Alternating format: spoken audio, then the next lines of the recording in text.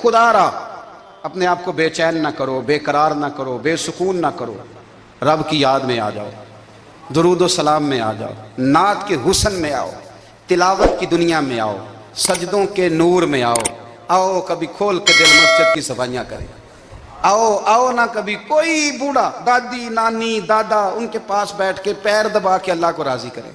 یہ کیف والی جگہ ہیں، یہ سرور والی جگہ۔ اتنی بے چین ہماری زندگی ہے، بے قرار ہے، تڑپتے ہوئے لوگ، لڑتے ہوئے لوگ، ایسے لگتا ہے اب ایک دوسرے کا گریبان تھام لیں گے، بے قرار بے چین۔ کسی کو انتظار کا کہا جانا کہ 10-20 منٹ کسی کا انتظار کرو، تو بعض لوگوں مجھے ایسے لگتا ہے جیسے ان کا کلیجہ پھٹ جائے گا، ڈاکٹر کے انتظار میں بیٹھے ہیں تو بڑے پریشان ہیں۔ کسی کو ملنے گئے ہیں کو آدھا گھنٹہ بیٹھنا پڑ گیا تو بڑی دقت میں ہیں۔ اپنے آپ کو سکون دیں۔ آپ یقین کریں بڑا مزہ آتا ہے، کبھی کسی کا انتظار کرنا پڑے تو 2-4 تسبیح درود شریف پڑھی جاتی ہے، یعنی ذوق بن جاتا ہے کہ چلو اللہ نے موقع دیا ہے، کوئی سرکار کو یاد کر لیں، تنہائی مل گئی۔ ہمارا مزاج جس سختی کا شکار ہے، وہ سختی آہستہ آہستہ ہمیں زیادہ آزمائش میں ڈال گئی۔ تو میرے بھائی زندگی میں اطمینان حسن ہے، اور وہ سب سے زیادہ اللہ کی یاد میں ملتا ہے، وہ سب سے زیادہ رب کریم کے ذکر میں۔ سب سے زیادہ جو چاہتا ہے نا دل ٹھنڈا رہے، زبان میٹھی رہے، وہ مدینے والے محبوب پہ درود و سلام پڑھا کرے، وہ حضور پہ درود و سلام پڑھا کرے، زبان میٹھی رہے گی۔ میرا ذاتی تجربہ ہے کہ جو آدمی اپنے اخلاق سنوارنا چاہے وہ حضور پہ درود شریف پڑھے، جو اپنے اخلاق سنوارنا چاہے، طبیعت کو ٹھنڈا رکھنا چاہے، وہ درود شریف پڑھے، اس کا دل سکون میں آئے گا۔ کچھ کام اور ہیں زندگی میں اطمینان کے لیے، ان کا ہونا بھی بڑا ضروری ہے۔ سب سے پہلے اگر آپ چاہتے ہیں نا زندگی میں سکون ہو تو حقیقتوں کا سامنا کرنا سیکھیں۔ آپ جو ہیں وہ رہنا سیکھیں، جو آپ نہیں ہیں وہ بننے کی کوشش نہ کریں۔ حقیقت کا سامنا کرو گے تو زندگی اطمینان میں آ جائے گی۔ ہم نے نا بہانے بنا لیے ہیں، ہیلے بنا لیے، جھوٹ کے سہارے اپنے آپ کو اونچا کر لیا۔ ایک آدمی سے کہا جاتا ہے تو رشوت نہ لے، تو کہتا ہے میں غریبوں سے نہیں لیتا۔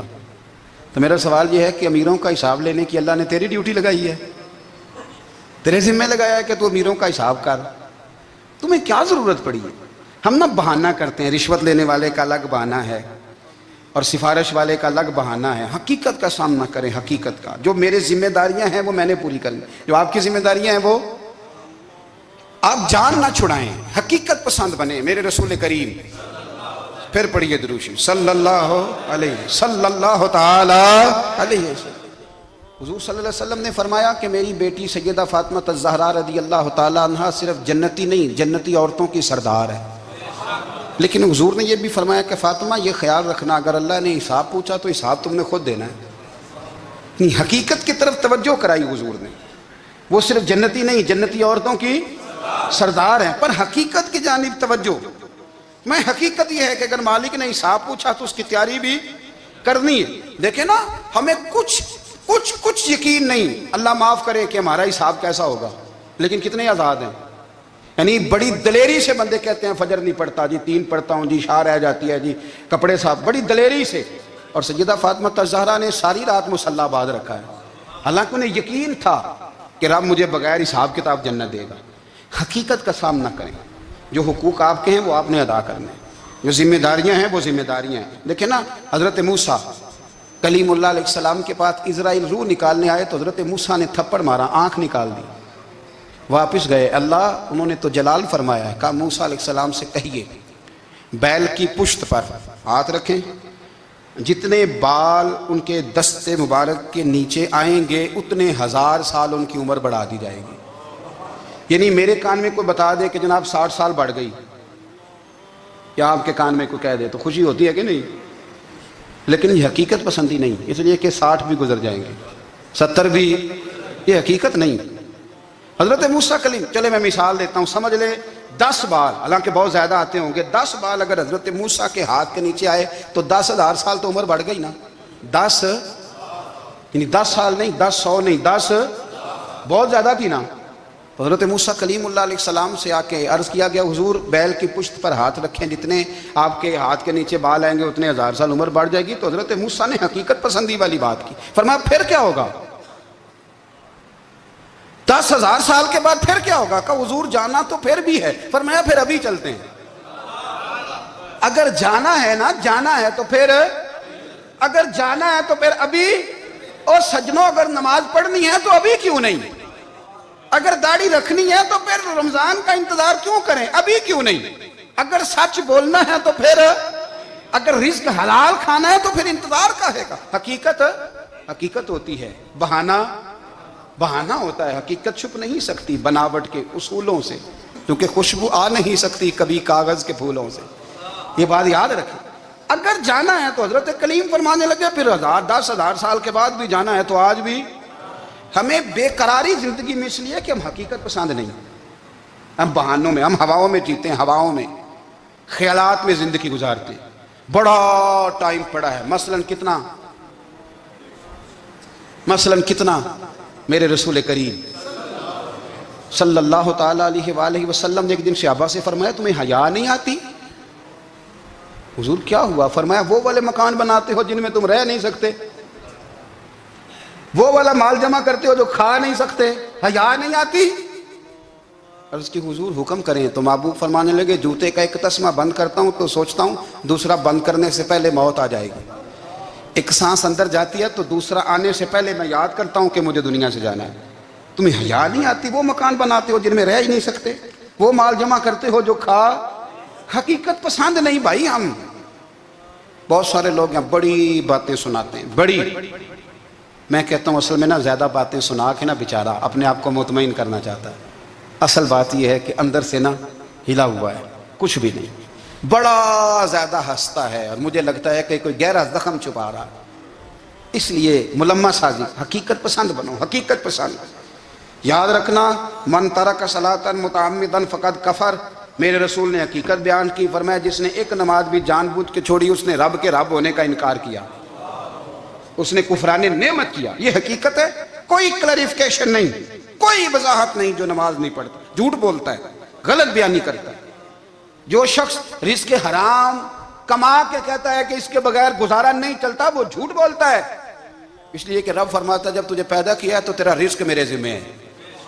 اللہ فرماتا ہے کہ لا یکلف اللہ نفسا الا وسعها، میں کسی پر وہ بوجھ نہیں ڈالتا جو اٹھا نہ سکے۔ نماز فرض کیا اس کا مطلب ہے ہم پڑھنے کے قابل ہیں، اس نے ہمارے ذمہ داریاں لگائی ہیں تو مطلب یہ ہے کہ ہم ذمہ داریاں ادا کرنے کے قابل ہیں، ورنہ وہ کہتا ہے میں وہ بوجھ ڈالتا ہی نہیں جو تجھ سے اٹھایا نہ جائے۔ اگر چاہتے ہو کہ زندگی میں اطمینان ملے تو خدا را حقیقت پسند والی زندگی گزارو۔ یہ فضاؤں میں زندہ رہنا، ہواؤں میں، اللہ بڑا معاف کرنے والا ہے، اللہ بڑا کریم ہے معاف کر دے گا، تو بھئی یہ بات صحابہ کو بھی پتا تھی، یہ اہل بیت کو بھی خبر تھی، تو وہ تو ایک ایک بات کا لحاظ کرتے تھے۔ یہ غوث اعظم کو بھی پتا تھی، یہ ان کے والد کو بھی پتا تھی، جنہوں نے کسی کا ایک سیب کھا لیا تھا تو 12 سال اس کے گھر میں نوکری کرتے رہے، انہیں نہیں پتا تھا اللہ بڑا کریم ہے معاف کر دے گا، ایک سیب ہی ہے نا۔ تو حقیقت پسندی آپ کو سکون دے گی، اور اگر آپ نے اپنے آپ کو غیر مطمئن کیا ہوا ہے، بات کچھ اور ہے، اور آپ نے اپنے آپ کو ڈال کسی اور طرف لیا ہے، تو پھر آپ کو سکون مل سکتا؟ سکون حقیقت پسندی میں، اصل میں سکون ہوتا ہے، اداکاری میں سکون نہیں ہوتا۔ تیسری بات سنیں، اگر آپ چاہتے ہیں زندگی میں مطمئن رہیں تو دنیا داروں سے امیدیں توڑ دیں، اللہ اور اس کے رسول سے امید وابستہ کریں، اولیاء اللہ سے امیدیں وابستہ کریں، صحابہ اور اہل بیت سے امیدیں، اللہ اور اللہ والوں سے امیدیں، دنیا داروں سے امیدیں۔ آپ کو پتہ ہے دنیا دار کی تباہی کب ہوتی ہے؟ جب انہیں خوش آمدی مل جاتا ہے۔ چودھری کا بیڑا اس وقت غرق ہوتا ہے جب اسے چودھری کہنے والے زیادہ ہو جاتے ہیں۔ سیٹھ صاحب اور نواب صاحب بیچارے تباہ تب ہوتے ہیں بھولے پن میں، جب ان کے دائیں بائیں ریلا ہوتا ہے سیٹھ صاحب کہنے کا، لوگ انہیں کھانا چاہتے ہیں، پیار ان کا نہیں ہوتا، ان کی جیب کا ہوتا ہے، محبت ان سے نہیں ہوتی، ان کی کرسی سے ہوتی ہے، ضروریات کا پیار ہوتا ہے، تباہ کر دیا جاتا ہے۔ ہماری ساری توقعات دنیا داروں سے وابستہ ہو گئی ہیں، ناراض نہ ہونا۔ پیروں نے، مولویوں نے، درویشوں نے، انہوں نے بھی سیٹ رکھے ہوئے جلسوں کی صدارت کرانے کے لیے، یعنی مذہبی جلسہ ہے، اس میں بہت زبردست پڑھے لکھے صاحب تقوی عالم کا خطاب ہے، اور کی صدارت وہ بندہ کر رہا ہے جس نے عشاء کی نماز بھی نہیں پڑھی، وہ بندہ صدارت کر رہا ہے، کیوں؟ اس لیے کہ اس نے لاکھ روپیہ دیا محفل میں۔ خدا را دنیا داروں سے امیدیں چھوڑ دیں ورنہ آپ کمزور پڑ جائیں گے، آپ کی امیدیں ٹوٹیں گی۔ کتنا کمزور ہے وہ شخص جو 2-4 ہزار کے لیے کسی بندے کی چاپلوسی کرتا ہے، اس کے پیچھے بھاگتا ہے، خوش آمدیں کرتا ہے، تھوڑے سے نوٹوں کے لیے۔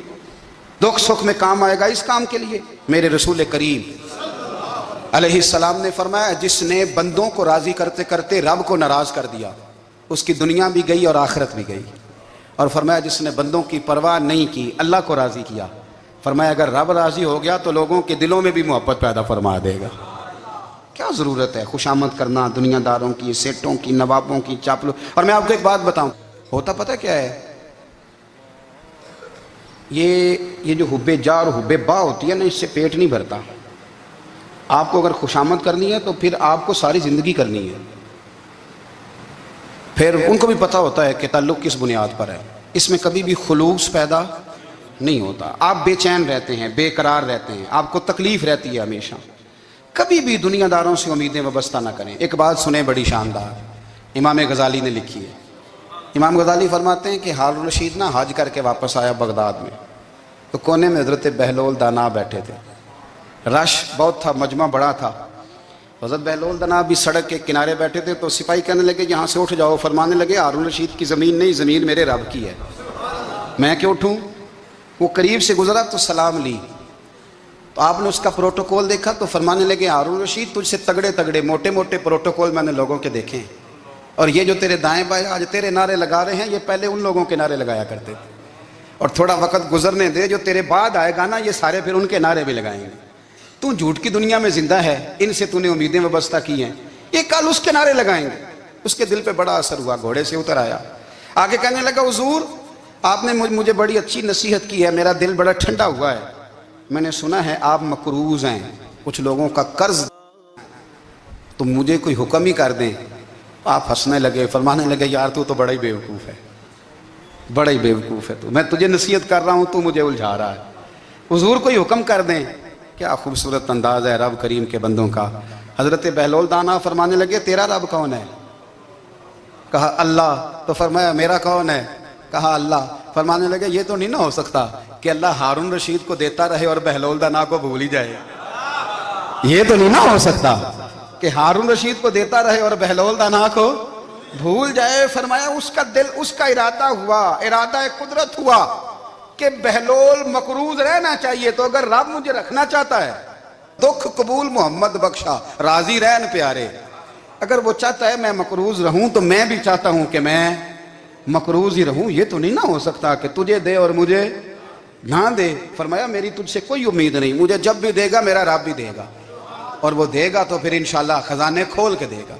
दुनियादारों से उम्मीदें वाबस्ता करना, लोगों के पीछे, ये छोड़ दें। आप बेचैन रहेंगे, बेकरार रहेंगे। अल्लाह वालों से ज़रूर उम्मीदें वाबस्ता करें, इसलिए कि उनके पास जो कुछ होता है वो दरअसल रब का ही होता है। लेकिन सेठों से, नवाबों से, सियासतदानों से बाज आ जाए, हमारी बड़ी उम्मीदें वाबस्ता हैं। मैं अक्सर कहता हूँ जितने फेरे नौकरी के लिए दुनियादार के दरवाजे पे लगाए हैं ना, इससे कम दफ़ा मस्जिद में नफल पड़े होते तो रब उतनी बड़ी मेहरबानी फरमा देता। तीसरी बात यह याद रखें, अगर सुकून लेना चाहते हैं ना, अगर सुकून लेना चाहते हो ना, तो लोगों को डिस्कस करना बंद कर दो। किसको अल्लाह ने कितने पैसे दिए हैं वो जाने और अल्लाह जाने, किसको अल्लाह ने कितनी गाड़ियां दी हैं वो जाने, और लोगों को डिस्कस करना जी। यानी मैं एक जगह बैठा था तो एक साहब गाड़ी वाला गुजरा, गाड़ी में बैठ के, उसका पड़ोसी था, कहते था मुंह है कार वाला। मैं क्या ਉਹਦਾ ਤੇ है ਤਾਂ ਹੀ बैठा है। तो ਹੁਣ मैं क्या समझाना ਸੀ ना ਉਹਨੂੰ, मैं क्या तू तो मैं हिसाब लाइए भी साढ़े कोल कोई नहीं, ਉਹਦਾ ਤੇ है। देखिए ना अल्लाह ने उसे दी है ना, तो अल्लाह ने चाहा ना वो कार में बैठे, तो इसने फटे पे बैठ के ये तबसरा किया कि मुंह है कार वाला। मैं क्या भी ਉਹਦਾ ਤੇ है ਤਾਂ कार है। अब मुझे तुझे अंदाजा लगाना चाहिए कि हम क्या ये बहस है। यदि अल्लाह को चाहिए था माज अल्लाह के पहले तुमसे पूछता कि इसे कार देनी है कि नहीं। क्या मतलब फसूल बहस है। वो चीज़ हमें इतना तंग करती है, इतनी तकलीफ देती है कि आप यकीन करें सारा दिन उसी को डिस्कस करते हैं, सारा दिन। उसके पास गाड़ी है, उसके पास कार है, फलाने का पैसा 1 नंबर है, फलाने का 2 नंबर है, फलाने का 6 नंबर है। असल बात के अंदर हसद है, इसको निकालो। एक बात कहने लगा हूँ, इसे याद रखना। मेरे आला हज़रत रहमतुल्लाह अलैह फरमाया करते, हसद करने वाला बंदों पर एतराज़ नहीं करता, अल्लाह पर एतराज़ करता। वो कहता है अल्लाह उसे क्यों दिया है, इतना क्यों दिया है, माज़अल्लाह वो अल्लाह की तकसीम पर एतराज़ करता। हसद करते हो बेचैन रहोगे, हसद आपके दिल को तड़पा के रख देगा। छोड़े, अल्लाह बड़ा करीम है, जिसको जहाँ चाहता है वहाँ बिठा देता है। आप कतई فوراً اس بحث میں نہ پڑے کہ اللہ نے کس کو کتنا دیا ہے، کب دیا ہے، کیوں دیا ہے، وہ بڑا بے نیاز ہے۔ حسد آپ کو تباہ کرے گا۔ دنیا میں پہلا گناہ جو ہوا تھا وہ حسد تھا۔ ابلیس نے حضرت آدم سے حسد کیا، کہنے لگا میں بہتر ہوں، سرداری اس کو مل رہی ہے، یہ تو اللہ کو پتہ ہے نا کس کو دینی ہے۔ اور دنیا میں پہلا قتل حسد کی وجہ سے ہوا۔ حابیل قابیل کے درمیان حسد کا معاملہ تھا، خاتون کا نکاح اس سے کیوں ہو رہا ہے، مجھ سے ہونا چاہیے۔ حسد تباہی کرتا۔ آپ یقین کریں، یعنی دکاندار کے سامنے دوسری دکان پڑتی ہے اور پریشان ہو جاتا ہے، وہ کہتا ہے میرا کیا بنے گا، لا حول ولا قوت الا باللہ العلی العظیم، یعنی تیرا کیا خیال ہے کہ تیرے حصے کی روٹی وہ کھا جائے گا، اتنا چھوٹا دل، یعنی تیرا موقف یہ ہے کہ تیرے حصے کا نصیب اس تک چلا جائے گا، یہ تیری خواہش ہے۔ ایک دوسرے کی کمزوریاں بیان کرنا، اس کا تو مال ہی ناقص ہے جی، اس کے تو پاس ہی کچھ نہیں، یہ تو کمزور لوگوں کا طریقہ ہے۔ میرے رسول کریم علیہ السلام گزر رہے تھے، پت جھڑ کا موسم تھا، خزاں کا موسم تھا، درختوں کے پتے جھڑ رہے تھے، صحابہ کو ساتھ لے کے حضور گزرے اور ایک درخت کی ٹہنی کو پکڑ کے حضور نے ہلایا۔ صحابہ فرماتے ہیں کہ چھم چھم اس کے پتے گرے، زمین پر ڈھیر لگ گیا۔ حضور نے فرمایا دیکھا تم نے کیا ہوا؟ حضور ہاں۔ فرمایا کتنی تیزی سے پتے جھڑے ہیں، صرف تنا رہ گیا ہے اور خالی ٹہنیاں رہ گئی ہیں، کوئی حسن بچا ہے؟ حضور نہیں۔ تو نبی کریم فرمانے لگے جو حسد کرتا ہے نا اس کی نیکیاں بھی اسی طرح جھڑ جاتی ہیں، اسی طرح۔ اور ایک جگہ حضور فرمانے لگے جس طرح راکھ لکڑی کو آگ کھا جاتی ہے، جس طرح لکڑی کو آگ، جب آگ کھا جائے تو پھر لکڑی کو لکڑی نہیں کہا جاتا، راکھ کہا جاتا ہے، کوئلہ کہا جاتا ہے، اس کی اصل باقی یعنی اسے کھائی جاتی ہے۔ تو حضور علیہ السلام فرمانے لگے جس طرح آگ لکڑی کو کھا جاتی ہے، فرمایا اسی طرح حسد نیکیوں کو کھا جاتا ہے، نیکیاں رہتی نہیں۔ حسد کرنے والے کے پاس نیکیاں یعنی ان کی اصل شکل موجود، کبھی بھی حسد نہیں کریں۔ اللہ کی تقسیم ہے، جس کو چاہے جب چاہے جتنا چاہے عطا کرے۔ اور چوتھی بات میرے بھائی، کبھی بھی بغض نہ پیدا کریں۔ بغض والے لوگ بے سکون رہتے ہیں۔ بہت ساری کمزوریاں ہمارے اندر ہوتی ہیں نا، پھر اللہ ہماری روزی تو نہیں نہ بند فرماتا، یہ تو نہیں کہتا کہ زمین سے نکل جاؤ۔ اگر یہی والا معاملہ ہو جو ہمارا ہے کہ شادی پہ اس نے میرے ساتھ برا سلوک کیا تھا، اب ساری زندگی بغض رکھنا ہے، اگر یہی معاملہ فرشتے اللہ کی بارگاہ میں کہیں کہ یا اللہ اس نے فلانے دن شراب پی تھی، اب اس کو زمین میں نہیں رہنے دینا، نظام زندگی چلے گا؟ تو اگر اللہ ہمیں معاف کرتا ہے تو ہم بندوں کو معاف کیوں نہیں کرتے؟ آپ یقین کریں اتنی لمبی عداوتیں، اتنا لمبا حسد، اتنا لمبا بغض، اتنا لمبا۔ حدیث میں نے پڑھی، میں حیران رہ گیا۔ میرے نبی کریم علیہ السلام نے فرمایا اپنی بیوی سے کبھی بغض نہ رکھنا، اگر اس کی ایک بات ناپسند ہو تو اسے چھوڑ کے وہ بات دیکھو جو تمہیں پسند ہے۔ میں اس حدیث کو پڑھ کے سوچنے لگا کہ کیا بیوی کا بھی بغض رکھتے ہیں لوگ؟ اب حضور نے کہا ہے تو اس کا مطلب ہے لوگ بیوی کا بغض بھی رکھتے ہیں۔ اب اس پر استدلال کر کے مجھے کہنا پڑے گا کہ سسرال والوں کا بغض بھی رکھتے ہیں، کہنا پڑے گا کہ بھائی کے سسرال والوں سے بھی بغض رکھتے۔ اس حدیث کی روشنی میں سمجھا کہ لوگ بھابھی کا بغض بھی بغض رکھتے ہیں، بغض، ورنہ عادتیں تو ہماری بھی کئی بری ہوتی ہیں۔ اگر عادات ایک وجہ بنے اختلاف کی تو عادتیں تو ہماری بھی کئی بری ہیں، لیکن ہم اپنی بری عادتوں سمیت اپنے آپ سے پیار کرتے ہیں، اور سامنے والے کی ایک بھی عادت بری ہو تو اس سے بغض رکھتے ہیں۔ بغض نہ پیدا کریں۔ میرے نبی پاک علیہ السلام نے فرمایا کچھ چیزیں تمہارے دین کو مونڈ ڈالیں گی، تباہ کر دیں گی، کاٹ دیں گی۔ حضور کون سی؟ فرمایا حسد، تکبر اور بغض، یہ تمہارے دین کو تباہ کر دیں۔ ہم بے چین اس لیے ہیں کہ ہم نے بہت سارے لوگوں کا بغض پالا ہوا ہے، اور ہر فیلڈ میں سیاستدان نے سیاستدان کا، ذاتیات پر اتر کے بات کرتے ہیں، معزز ترین لوگ، تاجر نے تاجر کا، الا ماشاءاللہ بعض جگہ پہ اہل علم بھی ایک دوسرے سے عداوت رکھتے ہیں۔ خدا را دل رب کریم کے آنے کا ٹھکانہ ہے، یہ صاف ہوگا تو اس میں رب رسول کے جلوے ہوں گے، اور اگر اس میں عداوت ہو، اس میں بغض ہو، اس میں کینہ ہو، نفاق ہو، سنیں میرے رسول کریم حضرت ابوبکر صدیق رضی اللہ تعالیٰ عنہ کہتے ہیں میں رو ہی پڑا۔ مکہ فتح ہوا نا تو اکرمہ بن ابو جہل نے پیغام بھیجا کہ میں نا کلمہ پڑھنے کے لیے آ رہا ہوں۔ بات لمبی ہے، میں موضوع پہ رہنا چاہتا ہوں۔ کہتے ہیں جب وہ آنے لگا نا تو نبی پاک نے ہم سب کو بلایا، ہم حاضر خدمت ہوئے تو حضور فرمانے لگے کہ اس کے باپ نے نا بڑا ظلم کیا ہے ہمارے ساتھ، ابو جال نے بڑا ستایا ہے، بڑی تکلیف دی ہے۔ آپ مجھے بتلائیں کہ وہ ایک دفعہ کسی شادی پہ بحث ہوتی ہے بیوی کے بھائی کے ساتھ، پھر ساری زندگی اس بیچارے کو معافی، وہ 10 دفعہ گھر آتا ہے معافی مانگنے پر سوال ہی نہیں پیدا ہوتا، میں ہو مجھے ہی کہہ دیا،